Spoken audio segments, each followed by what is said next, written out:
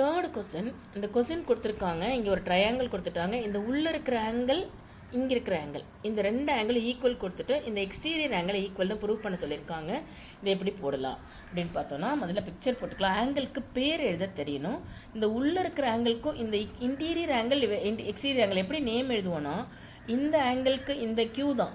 இந்த ரெண்டு ஆமையும் பக்கத்தில் போட்டால் இங்கே போகிற இந்த லெட்டர் பி, இங்கே போகிற லெட்டர் ஆர். இப்போ இந்த ஆங்கிளுக்கு பேர் வந்து இந்த கியூ சென்டராக இருக்கும், இந்த பி ஆர் இது ரெண்டு பக்கமும் இருக்கும். அதனால் இந்த ஆங்கிளுக்கு பேர் பிக்யூஆர். அதே மாதிரி இந்த ஆங்கிளுக்கு பேர் ஆர் சென்டராக இருக்கும், பிக்யூ ரெண்டுமே ரெண்டு சைடு இருக்கும். அதனால் இந்த ஆங்கிளுக்கு பேர் பிஆர்க்யூ. அப்போ இந்த ஆங்கிளுக்கு பேர் ஆர் சென்டராக இருக்கும், இங்கே போச்சுன்னா பி, இப்படி போச்சுன்னா டி. அப்போது இந்த ஆங்கிளுக்கு பேர் பிஆர்டி.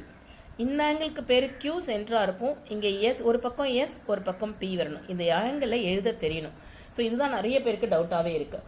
ஸோ இந்த ஆங்கிளுக்கும் இந்த ஆங்கிளில் போய் பிக்யூஎஸ்ன்னு எழுதுறீங்க இந்த ஸோ அதனால் ஆங்கிள் கரெக்டாக எழுத பழகுங்க.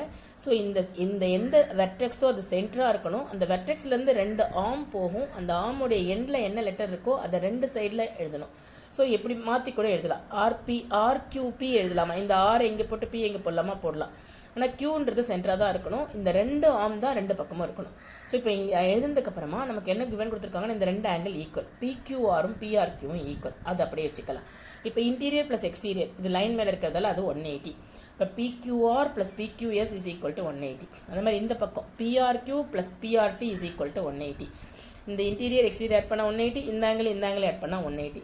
இது ரெண்டும் 180 இருக்கிறதால things which are equal to same things are equal to one another. ஆர்ஹெச்எஸ்க்கு ஆர்ஹெச்எஸ் ஈக்குவல்னா எல்ஹெச்எஸ்க்கு எல்ஹெச்எஸ் ஈக்குவல்.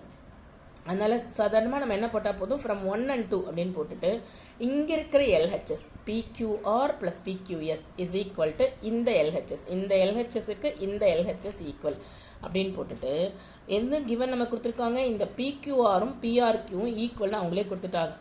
இதை எழுதிட்டு இது ஈக்குவலாக இருக்கிறதால போத் சைடு என்னவாகும், கேன்சல் ஆகிடும். இது ஈக்குவல் தானே, அப்போ ஈக்குவலில் நம்ம என்ன பண்ணிடலாம், சப்ட்ராக்ட் பண்ணிடலாம், போத் சைடு சப்ட்ராக்ட் பண்ணிக்கலாம். அதை எழுதணும்னு அவசியம் இல்லை, இது ஈக்குவல் போட்டு ஜஸ்ட் என்ன பண்ணலாம், கேன்சல் பண்ணிடலாம். அப்போ மீதி இருக்கிறது நமக்கு ஆன்சராக கிடைச்சிரும். இவ்வளோ தான் இந்த சம்.